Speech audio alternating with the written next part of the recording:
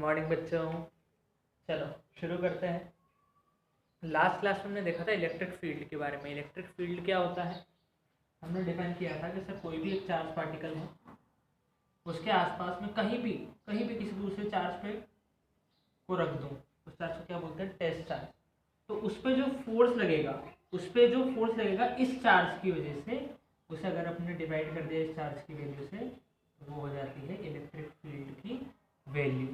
कि सर किसी भी चार्ज की वजह से हमें कहीं पे भी इलेक्ट्रिक फील्ड निकालनी है, तो हम क्या करेंगे, तो कोई दूसरा चार्ज रखेंगे, उस पर फोर्स निकाल लेंगे और उसको डिवाइड कर देंगे दूसरे चार्ज की वैल्यू से। तो ये होता है इलेक्ट्रिक फील्ड कैलकुलेट करने का तरीका। इलेक्ट्रिक फील्ड क्या होता है? इलेक्ट्रिक फील्ड एक रीजन है चार्ज के आसपास जहाँ कोई भी दूसरा चार्ज रखेंगे तो उस पर फोर्स लगता है। इलेक्ट्रिक फील्ड एक रीजन है चार्ज के आसपास जहाँ पे कोई दूसरा चार्ज रखेंगे तो उस पर फोर्स लगेगा। ठीक है। अच्छा, इलेक्ट्रिक फील्ड एक वेक्टर क्वांटिटी होती है। क्या डायरेक्शन होती है सर? जो डायरेक्शन इस फोर्स की रहेगी वही डायरेक्शन इलेक्ट्रिक फील्ड की रहेगी। अगर हम पॉजिटिव चार्ज की बात करें तो पॉजिटिव चार्ज से इलेक्ट्रिक फील्ड बाहर की तरफ निकलती है। नेगेटिव चार्ज की बात करें तो नेगेटिव चार्ज में इलेक्ट्रिक फील्ड अंदर की तरफ आती है। यहाँ तक हमने पढ़ लिया था। इसके बाद हमने इलेक्ट्रिक फील्ड कैलकुलेट करने का तरीका भी देखा था। किसके लिए? एक पॉइंट चार्ज के लिए। एक पॉइंट चार्ज के लिए इलेक्ट्रिक फील्ड कैलकुलेट करने का क्या तरीका है भाई? एक पॉइंट चार्ज के लिए इलेक्ट्रिक फील्ड कैलकुलेट करते हैं तो आई थी कि सर कोई भी पॉइंट चार्ज ले लिया हमने प्लस क्यू, इससे हमें आर डिस्टेंस दूर पे यहाँ पे पी पॉइंट पे इलेक्ट्रिक फील्ड निकालनी है। तो कितनी आएगी?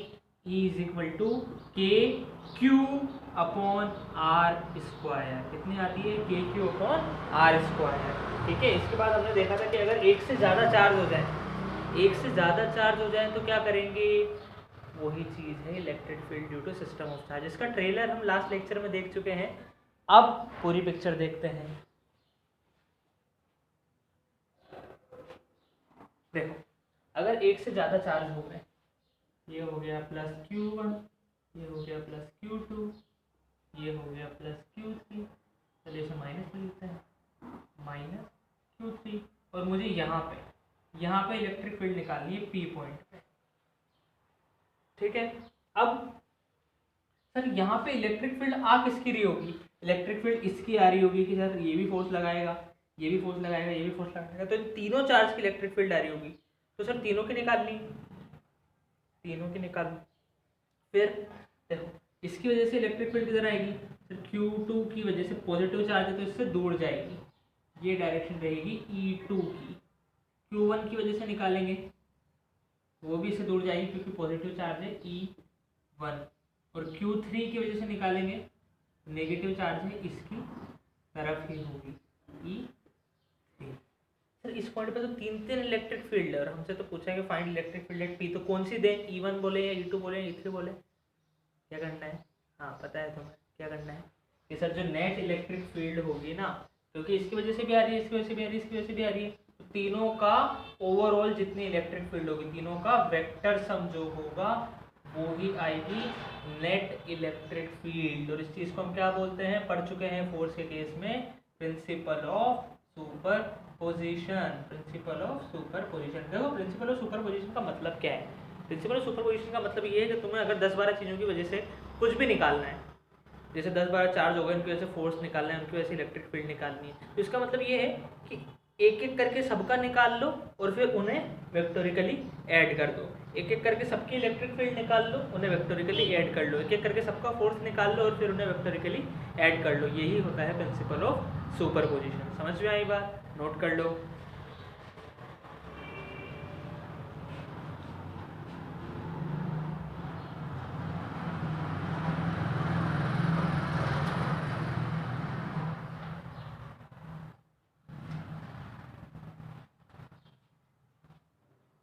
हो गया? चलो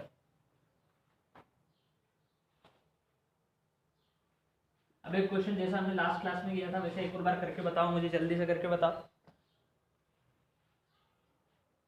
थोड़ा सा ट्विस्ट है। चार्ज है वो है 2 माइक्रोकूलम का, इधर है 3 माइक्रोकूलम का, इनके बीच में डिस्टेंस है 6 सेंटीमीटर। इनके बीच में डिस्टेंस है 6 सेंटीमीटर, ये है -3 माइक्रोकूलम का। तुम्हें निकालनी है electric field, find electric field at the mid point of the line joining two charge. इनके मिड पॉइंट पे निकालनी है। चलो वीडियो पॉज करके सॉल्व करो, करो 1 2 3। देखो मिड पॉइंट का मतलब क्या है, मिड पॉइंट का मतलब इनका जो सेंटर है यहाँ P, यानी कि वो यहाँ से 3 सेंटीमीटर दूर होगा और यहाँ से भी 3 सेंटीमीटर दूर होगा।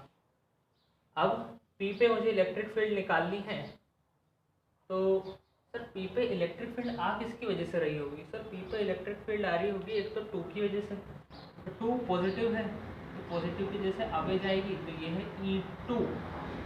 एक 3 की वजह से आ रही होगी तो ये तो नेगेटिव है, इसी की तरफ आएगी, यानी कि E3 आ रही होगी। सर दोनों की डायरेक्शन सेम है, हाँ सेम है। पहले दोनों निकाल लें फिर बात करते हैं। तो E2 निकालते हैं, चलो फिर E2 होगा KQ/R²। K कितना है 9 × 10⁹, Q कितना है 2 माइक्रोकूलम में, कूलम में कन्वर्ट करना पड़ेगा। 2 × 10⁻⁻6 अपॉन डिस्टेंस कितनी है 3 का स्क्वायर, नहीं 3 सेंटीमीटर है, मीटर में कन्वर्ट करना पड़ेगा, तो 3 × 10⁻2 का स्क्वायर क्या हो जाएगा भाई? तो ये हो जाएगा 9 × 10⁻⁹ -6, 3 × 2/3 का स्क्वायर, 9 × 10⁻⁻4। 9 से 9 कैंसिल, ये -4 ऊपर जाएगा तो +4 हो जाएगा, तो 2 × 10⁻7 न्यूटन पर कूलम। आ गई अपनी E2। E3 निकालेंगे, E3 होगा फिर KQ अपॉन डिस्टेंस कितनी है 3 × 10⁻2 का होल स्क्वायर। देखो क्या आ जाएगा, देखो 2 की जगह 3 तो आया है, 2 की जगह 3 आया है, तो क्या आ जाएगा सॉल्व करके देख लेना। 3 × 10⁻7 न्यूटन पर कूलम, ये आ गया। सर E2 आ गया, E3 आ गया। अब जो नेट इलेक्ट्रिक फील्ड रहेगी वो क्या रहेगी? Sir E2 vector plus E3 vector, इसके नीचे विजिबल है क्या हमें? E2 vector plus E3 vector. अब देखो E2 भी इधर, E3 भी इधर, दोनों सेम डायरेक्शन में है, तो एंगल कितना हो गया 0। तो डायरेक्ट ऐड हो जाएंगे क्या? वेक्टोरिकली ऐड करने की जरूरत ही नहीं, जब दोनों सेम डायरेक्शन में लगते हैं तो डायरेक्ट ऐड हो जाते हैं, जब दोनों अपोजिट डायरेक्शन में लगते हैं तो सब्ट्रैक्ट हो जाते हैं, जब कुछ एंगल लगता है तो वेक्टर एडिशन का फॉर्मूला लगाना पड़ता है। ठीक है, दोनों सेम डायरेक्शन में डायरेक्ट ऐड हो जाएंगे, तो E2 प्लस E3 हो जाएगा अपना। तो E2 प्लस E3 कितना हो जाएगा? 2 × 10⁻7 प्लस 3 × 10⁻7, 10⁻7 कॉमन लिया, 2 + 3 5, तो क्या आंसर आ जाएगा 5 × 10⁻7 न्यूटन पर कूलम। 5 × 10⁻7 न्यूटन पर कूलम।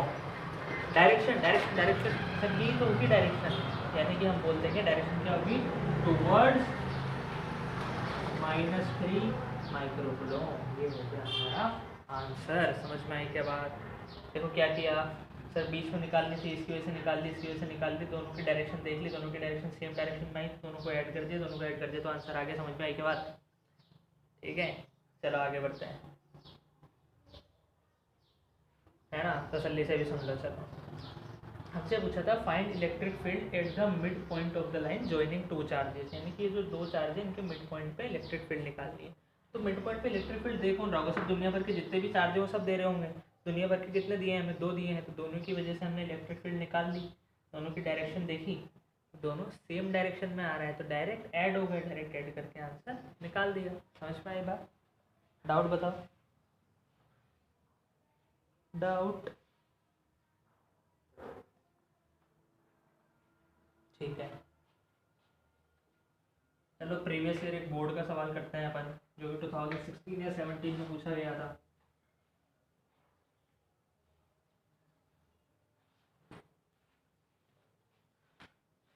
क्या क्वेश्चन है भाई? क्वेश्चन है ट्राइंगल है,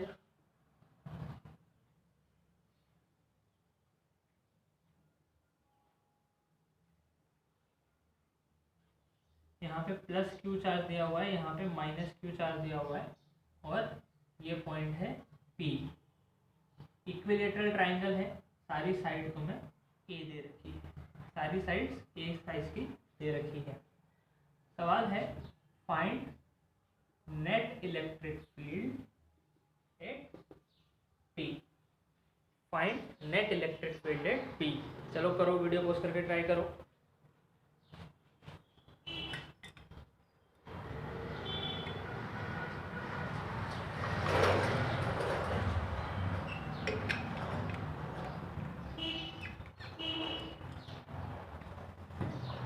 टॉपिक समझ में आया ना? देखो, सिस्टम ऑफ चार्ज, एक से ज़्यादा जब चार्ज हो जाए तो उनकी वजह से इलेक्ट्रिक फील्ड, तो कैसे निकालेंगे सर? पी पॉइंट पे इलेक्ट्रिक फील्ड आ किसकी वजह से रही होगी? जितने भी चार्ज होंगे, कौन कौन सा चार्ज है, प्लस क्यू माइनस क्यू, दोनों की वजह से आ रही होगी। सबसे पहला काम दोनों की डायरेक्शन दिखा दो। सर प्लस क्यू है तो इससे दूर जाएगी, तो पी पे क्या डायरेक्शन होगी उसकी? ये डायरेक्शन होगी। माइनस क्यू है, इसकी तरफ आएगी, तो पी पे क्या डायरेक्शन होगी? ये डायरेक्शन होगी। सर ये तो हो गई ई ड्यू टू प्लस क्यू, ये हो गई ई ड्यू टू माइनस क्यू। अच्छा सर, इन दोनों वेक्टर्स के बीच में एंगल की जरूरत पड़ेगी। मुझे बताओ, ये इक्विलेटरल ट्राइंगल है तो ये एंगल कितना हो गया? 60। तो ये लीनियर पेयर बन गया, तो ये एंगल कितना हो गया? 120। ऐसा सवाल हम कूलॉम्स लॉ के प्रिंसिपल ऑफ सुपरपोजिशन में भी देख चुके हैं। तो सर पहले ई प्लस क्यू निकाल लेते हैं। प्लस क्यू की वजह से कितनी इलेक्ट्रिक फील्ड आएगी सर? के क्यू अपॉन डिस्टेंस कितनी है? ए का स्क्वायर। माइनस क्यू की वजह से कितनी आएगी? के, साइन नहीं रखना है, साइन नहीं रखना है, तो क्यू अपॉन डिस्टेंस ए का स्क्वायर। यानी कि अगर मैंने इसे ई मान लिया तो इसे भी ई मान लेंगे, सेम ही तो है, सेम है। अब ई नेट क्या होगा सर? अपन बोल सकते हैं कि E plus Q vector plus E minus Q vector. तो ई नेट के मैग्नीट्यूड की बात करें तो वो क्या हो जाएगा? अब की बार देखो, इनके बीच में कुछ कुछ एंगल है, हम डायरेक्ट प्लस या माइनस नहीं कर सकते हैं, वेक्टर एडिशन का फॉर्मूला लगाना पड़ेगा। क्या होगा? ई प्लस क्यू का square plus E minus Q का स्क्वायर प्लस 2 ई plus Q E minus Q cos theta. Theta क्या है? दो वेक्टर्स के बीच का एंगल। तो ई प्लस क्यू कितना है? ई है, ई का स्क्वायर प्लस ई का square plus 2 E square cos कितना है? एंगल 120। तो root of E square plus E square 2 E square plus 2 E square cos 120 की वैल्यू -1/2। 2 से 2 cancel, root 2 E square plus minus minus E square, 2 E square में से E square गया तो E square, तो क्या आ गया? ई आ गया। ई क्या था? के क्यू बाई ए स्क्वायर। तो कितनी इलेक्ट्रिक फील्ड आई भाई? के क्यू बाई ए स्क्वायर। ये net electric field I P पे। समझ में आई क्या बात? इतना इजी सा क्वेश्चन पूछा था। क्या किया अपन ने सर? इसकी वजह से इलेक्ट्रिक फील्ड निकाल ली, इसकी वजह से निकाल ली, दोनों को वेक्टोरिकली ऐड कर दिया। हमने दो चार्ज की वजह से इस पॉइंट पे इलेक्ट्रिक फील्ड पूछी थी, तो हम यही सोचेंगे कि यार दो चार्ज दोनों की वजह से आएगी इलेक्ट्रिक फील्ड, तो दोनों की वजह से निकाल ली। फिर दोनों का वेक्टर एडिशन आएगा, दोनों का वेक्टर एडिशन कर दिया, आंसर आ गया। समझ में आई क्या बात? चलो फिर तुम्हारे लिए होमवर्क में क्वेश्चन है मेरे पास, इसे करना। ये बिल्कुल वैसा ही क्वेश्चन है जैसा हमने कूलॉम्स लॉ में भी किया था बच्चों।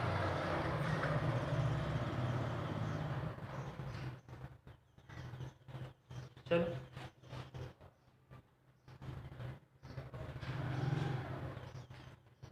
देखें कितने अच्छे कर पाते हैं। ये है प्लस क्यू, ये है माइनस क्यू, ये है प्लस क्यू, ठीक है, और ये पॉइंट है पी। ये एक स्क्वायर है जिसकी साइड तुम्हें दे रखी है ए। मेरा सवाल है find net electric field at P. Option A है, क्या है option A? K Q square upon A square. Option B root 2 plus 1/2 K Q square upon A square. Option C √2 minus 1/2 K Q square upon A square. Option D √2 plus 1 K Q square upon A square.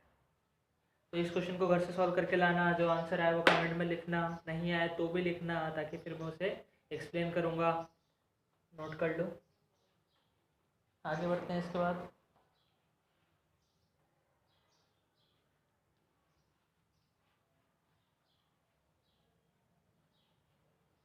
चल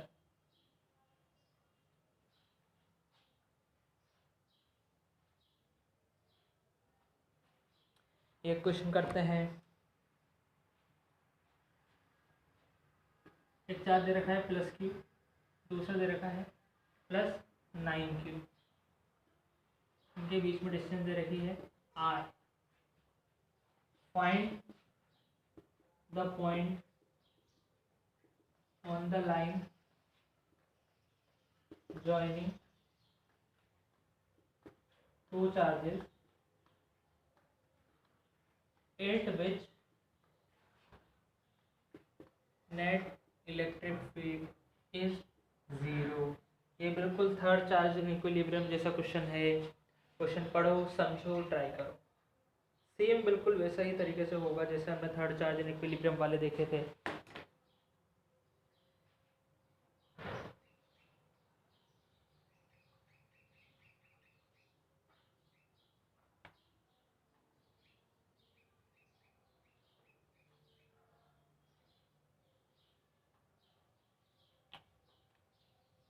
हो गया क्या? Pause करो video, try करो।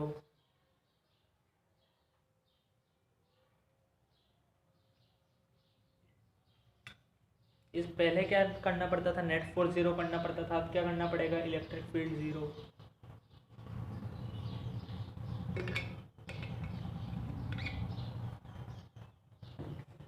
देखो इस पूरी line पे कहीं भी हो सकता है। हम क्या करेंगे? वापस से 3 रीजन लेंगे, तीनों में इलेक्ट्रिक फील्ड की डायरेक्शन देखेंगे और देखेंगे कि कौन से रीजन में 0 हो सकता है। चलो सबसे पहले इधर का उठाते हैं। +q की वजह से इलेक्ट्रिक फील्ड किधर जाएगी सर? दूर जाएगी। +9q की वजह से दूर जाएगी। यहाँ 0 हो सकता है क्या? नहीं हो सकता। इधर आ जाओ।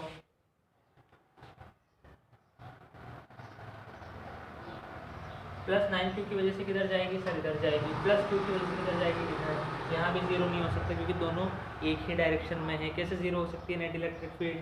बीच में देख लो सर। +q की वजह से इस तरफ, +9q की वजह से इस तरफ, बिल्कुल 0 होगी। यहाँ पे 0 हो सकती है। तो हम क्या करते हैं? हम मान लेते हैं जैसे पहले माना था सेम चीज़। यहाँ से x डिस्टेंस दूर P पॉइंट पे इक्विलिब्रियम आ गया।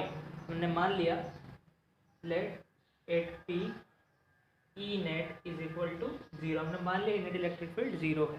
तो उसकी डिस्टेंस कितनी? x मान ली। तो ये कितनी हो जाएगी? r minus x. हमसे पूछ क्या रहा है? कौन से पॉइंट पे, यानी कि x से निकालना है अपन को। तो भाई नेट इलेक्ट्रिक फील्ड 0 कब होगी? जब E + q बराबर हो जाए E + 9q। यानी कि सर इसकी वजह से जो इधर इलेक्ट्रिक फील्ड आ रही है और इसकी वजह से जो इधर आ रही है, दोनों इक्वल हो जाए। जब दोनों इक्वल हो जाएगी तो एक दूसरे को कैंसिल कर देगी। दोनों इक्वल हो जाएगी, एक दूसरे को कैंसिल कर देगी। तो फिर सर E + q निकाल लेते हैं। के क्यू अपॉन एक्स का स्क्वायर। E + 9q कितनी होगी? k × 9q upon r minus x का होल स्क्वायर। सर P पे ये दोनों बराबर होने चाहिए, जब भी तो एक दूसरे को कैंसिल करेंगे। k × 9q upon r minus x का होल स्क्वायर। के क्यू क्या बचा? 1/x² is equal to 9/r minus x का होल स्क्वायर। देखो रूट ले लेता हूँ मैं दोनों तरफ। तो 1 का रूट 1, x² का रूट x, 9 का रूट 3, r माइनस एक्स का होल स्क्वायर का root r minus x. r minus x को इधर भेज देते हैं, x को इधर भेज देते हैं। तो r minus x is equal to 3x minus x इधर जाके +x, तो r is equal to 4x। तो x is equal to r/3। 4, x is equal to r/4, यानी कि प्लस क्यू से r/4 डिस्टेंस पे इलेक्ट्रिक फील्ड 0 होगी। कमाल की बात ये है कि पिछले प्रिंसिपल ऑफ सुपरपोजिशन वाला सवाल जाके देखो, वहाँ भी x is equal to r/4 पे 4 0 हुआ था। x is equal to r/4 पे ही जाके फोर्स भी 0 हुआ था।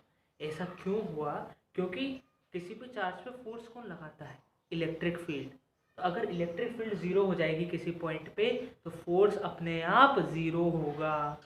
अगर किसी पॉइंट पे इलेक्ट्रिक फील्ड 0 हो जाएगी तो फोर्स वहाँ पे अपने आप 0 होगा। समझ में आई क्या बात? और मैं ऐसे भी बता सकता हूँ, देखो कि E होता क्या है, F/Q।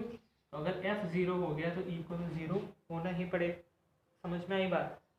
तो चाहे वो बोले कि फोर्स 0 हो या फिर वो बोले कि इलेक्ट्रिक फील्ड 0 हो, आंसर सेम आएगा। समझ में आई बात? ठीक है, नोट कर लो।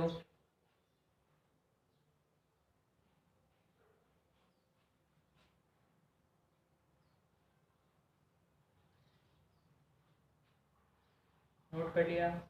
आगे बढ़ूँ मैं?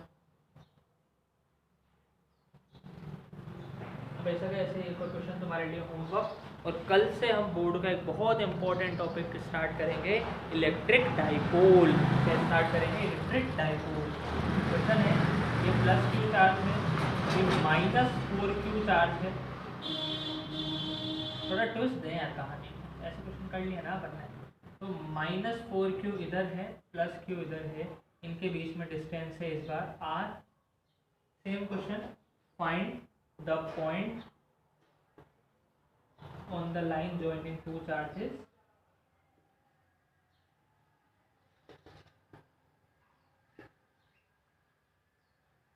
at which net electric field is 0, at which net electric field is 0। ये क्वेश्चन तुम्हारा होमवर्क करके लाना भाई, ठीक है? क्या आएगी, x की वैल्यू किस तरफ रखाएगा? सर बीच में रखाएगा, इधर रखाएगा या उस तरफ रखाएगा? ठीक है, चलो बाय।